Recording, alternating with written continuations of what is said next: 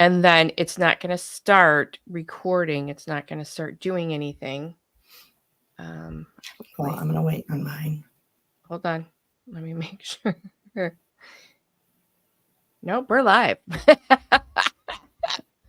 All right. So we're going to get started a little bit early. Actually, you know what we'll do? We'll just wait for people to kind of just, you know, get looking at the video and see if they want to join. We're going to be talking today. I'm just going to share a little bit about it. What we're going to be doing today is we're going to be talking about credit. We're going to be talking about how it impacts your finances and where to get a free credit report. What do different scores mean?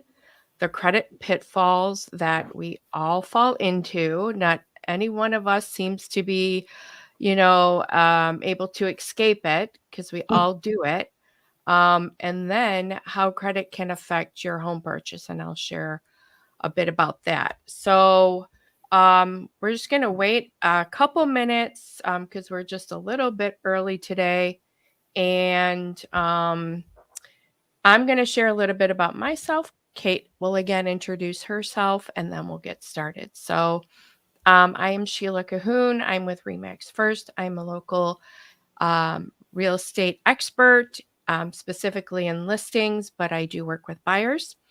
And the reason for doing the wealth building or the Wealth Wednesday series is because so many people are dealing with money problems. And especially right now when inflation is really crazy, it is more crucial to get dialed into your finances and buckle down and really understand how to build your wealth instead of just living paycheck to paycheck. So this is why this series was created. And if you have a chance, go back and take a look at the first video that we did 2 weeks ago. It was just, it was just amazing to just kind of talk about finances and what you can do on budgeting to get yourself in a good financial setting. So without further ado, Kate, why don't you share a little bit about yourself again? And she likes to golf, by the way. Yes, I do. My name is Kate DeLito, and I was in the financial industry for over 25 years in all different capacities. I worked as a trader. I've worked as an advisor. I retired in 2020 from running compliance for a fiduciary-based firm.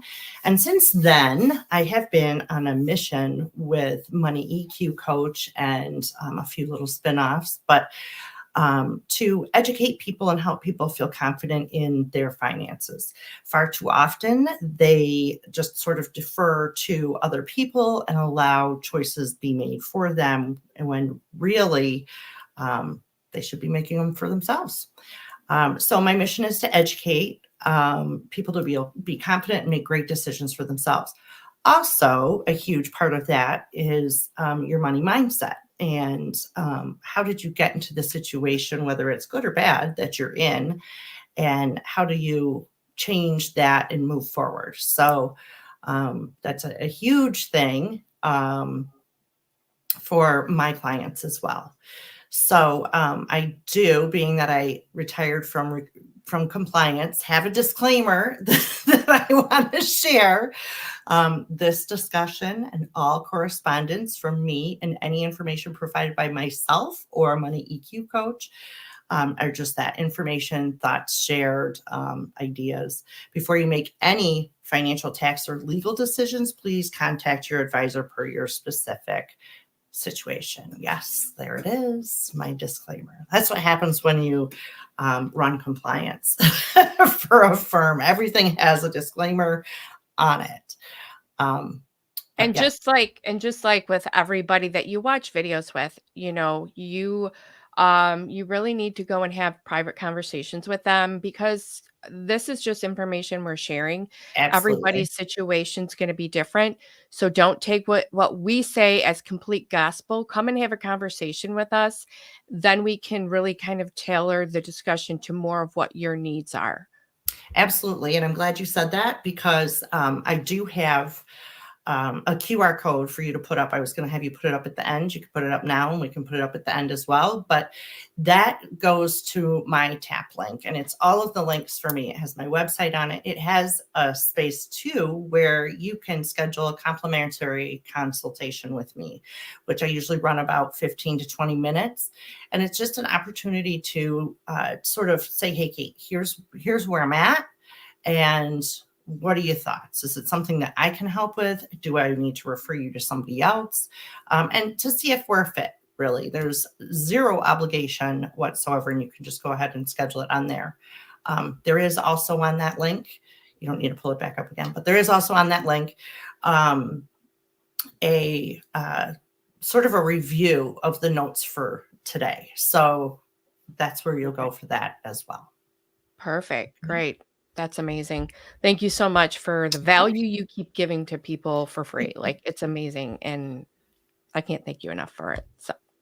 So without further ado, it's 11:02 and we're going to get started on today's topic, which is credit. And so I'm going to pull up the slide that we're going to talk about again today.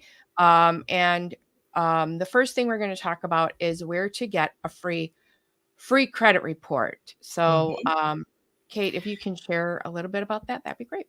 Absolutely. So when I speak with anybody about their credit, the first thing is, do you know what your score is? And do you know how you got there? So the first thing you want to do is get a copy of your credit report. So when somebody goes to get a loan, whether it's a mortgage for a house or a car loan or anything like that, or even a credit card at Kohl's, they run your credit, right? So what is on that report? And the number is what all of the lenders of any kind are going to look at. So the first step is to know what's on your report and what they're looking at. So you can go to, and I don't know do I type it in here?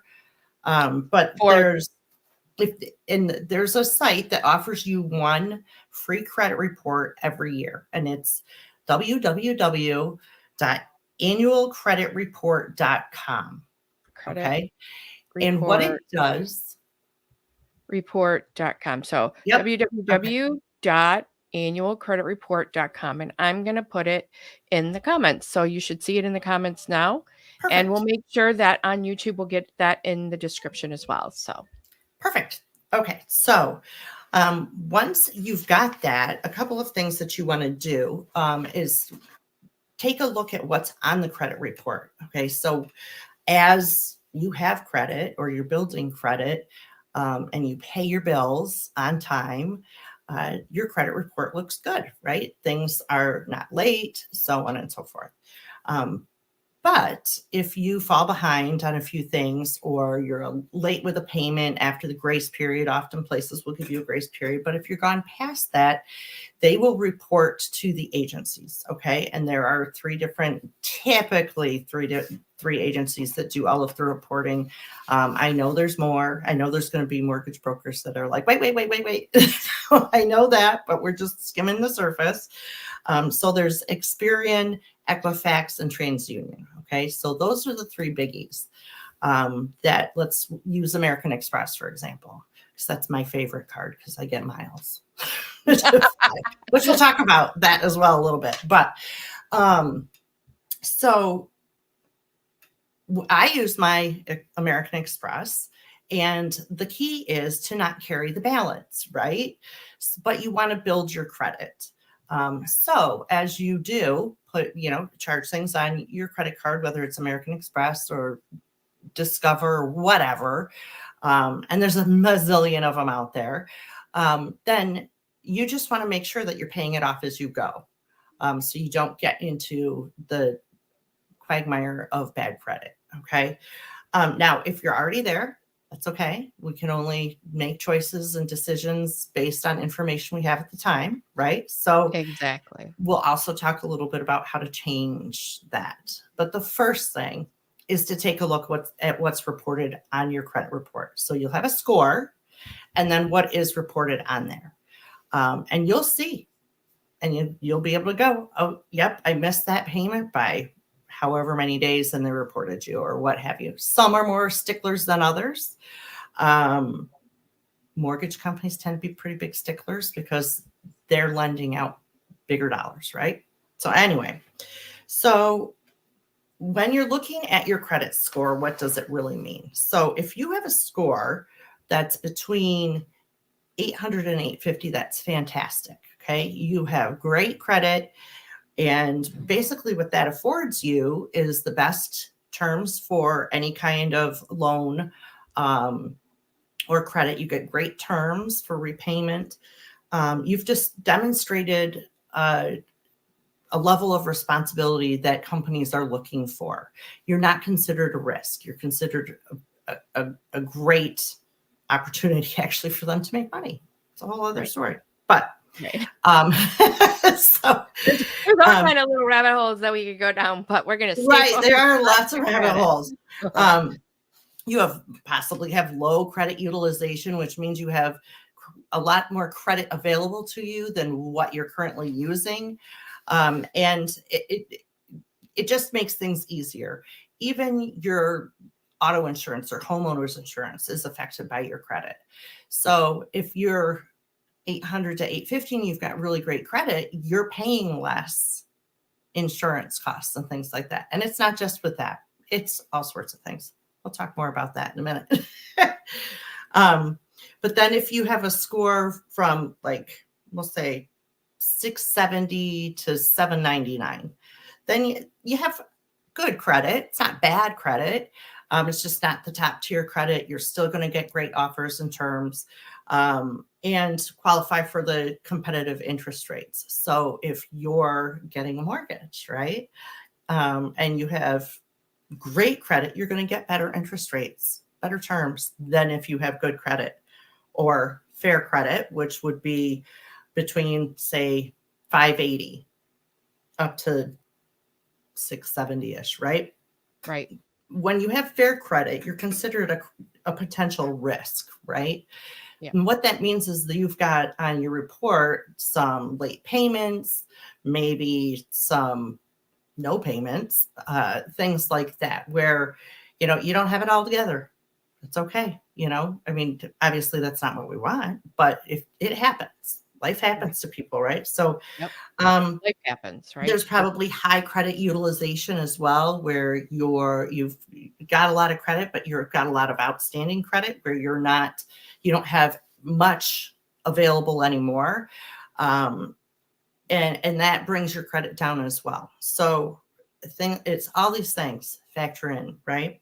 Now, if you have a poor score of like 300 to 580-ish, then that's a significant credit risk. And you're going to have trouble getting any kind of mortgage or auto loan or things like that. That's when they will really start, like if you apply for a credit card, they will really limit how much credit they're going to give you. Just as if you are at the beginning and you're starting out and building credit. You start out with lower numbers. Like if you're like my kids are in their 20s, right? So we were working on building credit. So they have credit cards with mom's incurred limits of $500, right? That's it. That's all you got, because you're going to pay that off every single month. You're not going to continue to build credit card debt. Right. So I know I've been talking a lot. Do we have any questions? I'm not seeing any questions at the moment, but I do have a question. So I know that, so we've been talking about the debt. I'm sorry, the credit numbers, right? Yep. And people, I mean, it's so easy to get into debt. Like life happens, right? Oh my gosh, my car stopped working, or my tire blew out, or that, right? Because you always say, I'm going to pay off the card, and then life happens and you're like, well, I got to push that aside, right? Right. Before we know it, we're in that pitfall, right? Yes.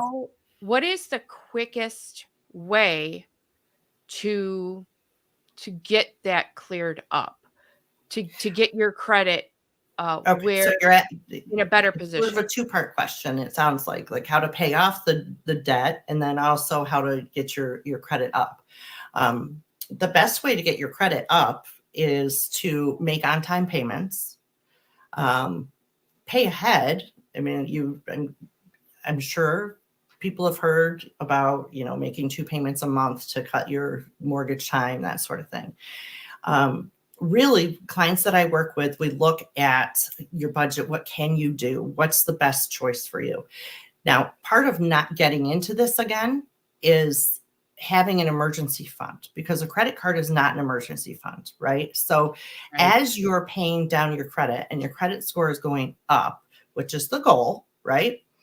There's other things on there too, potentially, where there are errors on credit reports. Believe it or not, it's a crazy thing, but they do happen, right? So that's another reason it's important to take a look at your report, just to see what's on there, see if there is something that is incorrectly reported. You can challenge it. You can contact the reporting agency.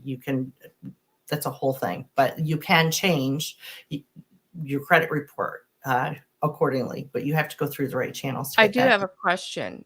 So should people that are dealing with credit issues be speaking to somebody like you, or somebody like, the credit companies that are out there that help people with their credit? Like, who should they be talking to help them get everything in line with their credit? Okay. So So sorry, here's my 2 cents on I'm that. No, just that's getting okay. questions in I my do. head as we're talking. Yeah, no, I get it. Okay. So just like with any industry, there's good and bad, right? So there are great companies out there that will help. And it's really more of a help, I don't even know the word. I can't think of it. That's what happens when you're 51. You can't think of words, but um, that will advise you. Or there are also companies that you can pay them and then they pay your bills, which I would never do that. There's no reason ever. When you can do it, it's really not hard. You just need to know how. So And I you need to actually, be it's funny you disciplined. asked. I do have a class coming up, and it's $7 to Oh, join wow. the class, and it's a 2-day thing in March. On the QR code, one of the links attached to that when you go to that site, is exactly this, a credit class, right? It's basically what your score means and how to increase it. I do provide information also on and templates for letters to go to reporting agencies and things like that. I always feel like people just need to be educated and do it themselves. I would never ever pay somebody else to, I guess, pay my bills to increase my credit, because you know why? They're taking a piece off the top, Correct. right? Nobody works for So free. if they're taking a piece off the top, that's money that, with a little bit of effort and a little bit of time on your part, you can be paying yourself, right? Pay down your debt. Absolutely. It's really not that hard. The hard part is the discipline, Yes. and maintaining it and continuing to go on. And then also learning to make choices that are going to benefit yourself and your financial foundation versus, oh, I like this sweater or whatever, or I'm on Or I need vacation. a new phone when I YOLO, right? All yeah, of these or things. like, I need a new phone if I don't really need a new phone, right? Right. I Like, mean, your totally brain being can talk disciplined. you into anything if you let it, and it talks me out of going to the gym, you know. So, but you have to be stronger. You have to know what the goal is. And if you have worked through a process to really take a deep look at your credit and how to pay off your debt and things like that, you can totally do it yourself. It is not rocket science. And that's, Um, I just wanna take a pause here, because it's important for people to stop paying people to do the things that you can do, because that will save 100%. you money in the long run. You can pay down your debt. You can go grocery Absolutely. shopping. You don't need a ship shopper. You know, I mean, some people like it as a luxury, but if you can't Mhm. afford it, it's not a necessity. So you have to get back to your needs, not your wants. You just have to 100%. change your mindset to do that. Totally agree. 100%. Absolutely. Um, and, especially for folks that have fluctuating income, recognize the leaner months. I mean, we all have cycles, right? Um, Realtors work more spring, summer into fall, not so much January, December, January, February, right? So Yep. you got to plan for that. And one of the things I always share, excuse me, always share on that is know what stuff you can turn off for those lean months that are a luxury or a want, and then turn them back on. You don't have to have everything all the time. Exactly. But okay, so with credit, I also wanted to talk a little bit about how to build credit. In that, opening a credit account, like if you have a bank account, a checking account at any of the big banks, right? They will give you a secured credit card, which is how you want to do it. And it's different than your debit card. Okay, so what it does is it allows you to charge up to X amount, but it's secured by the funds that you have in your bank account. Okay. And as you use that and you pay it off, that will build your credit, because then you'll have good reports on your credit. Use credit responsibly, 100%.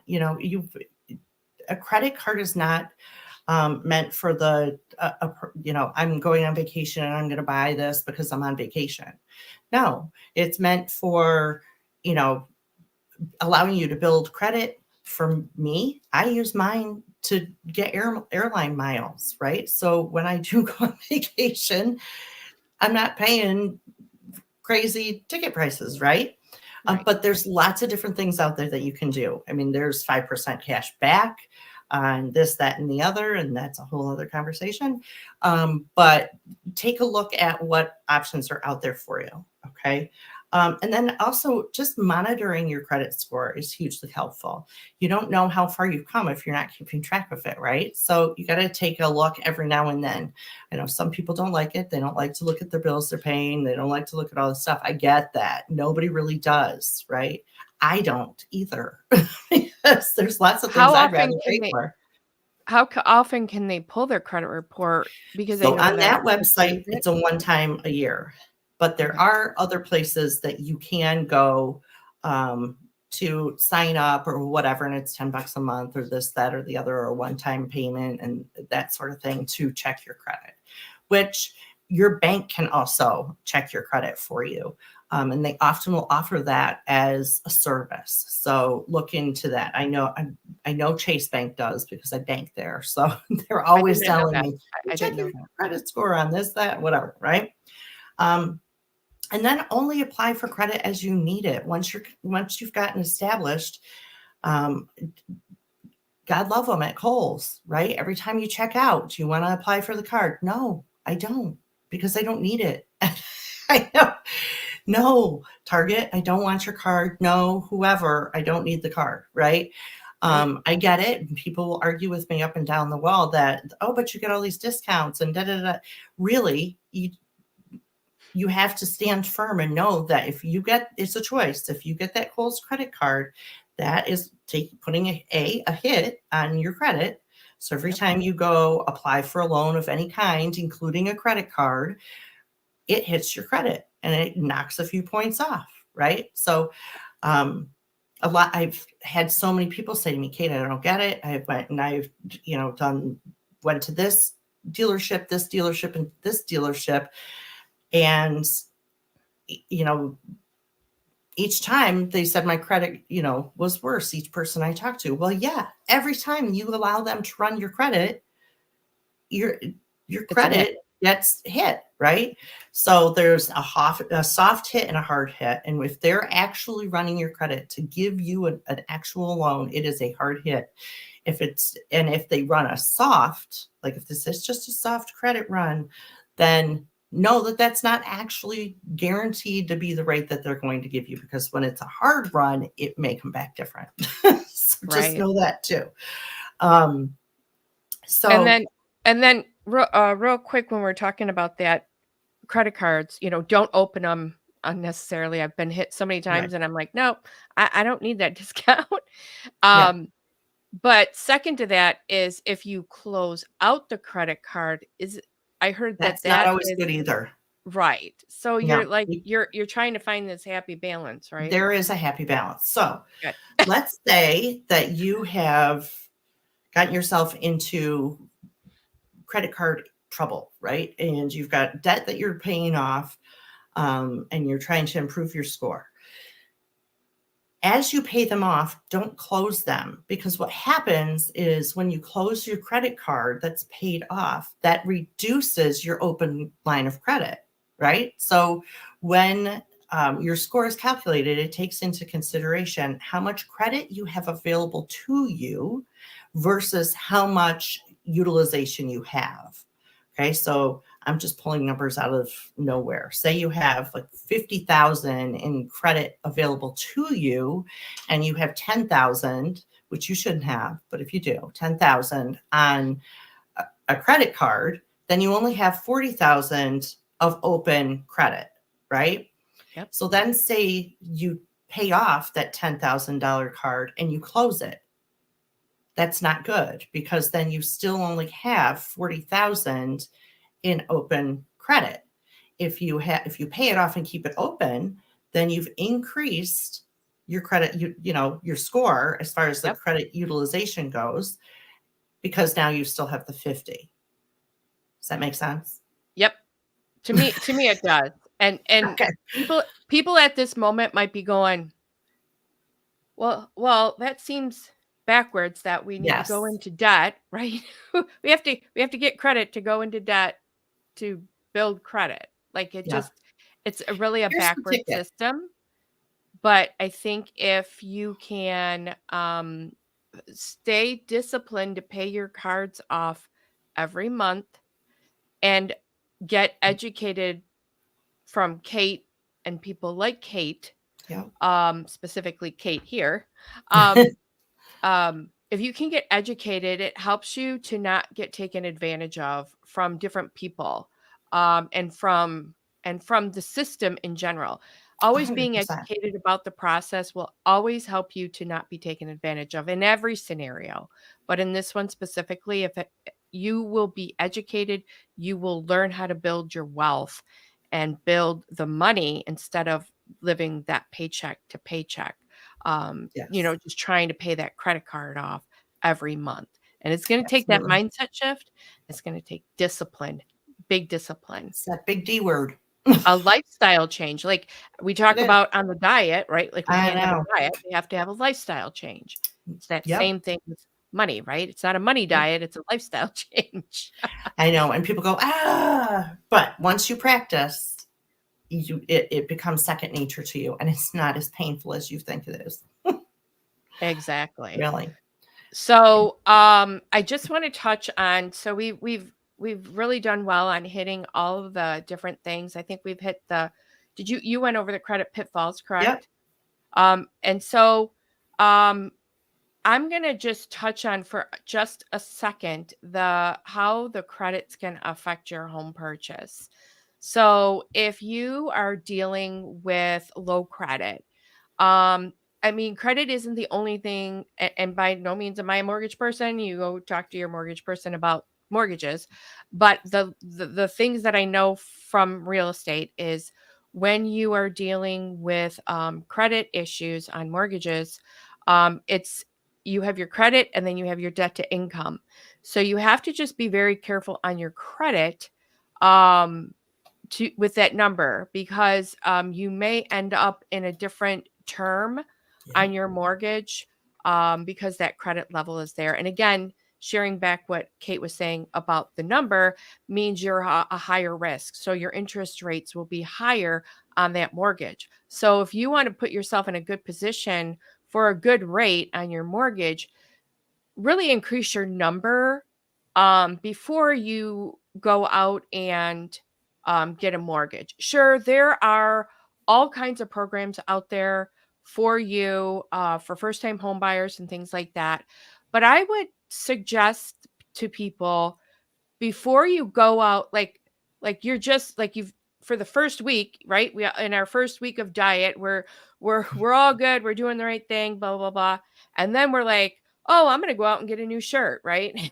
And then you're like, then you blow your diet, right? It's the same thing with the money. Don't, after the first week or even the first month, be like, okay, now I can go out and get a mortgage.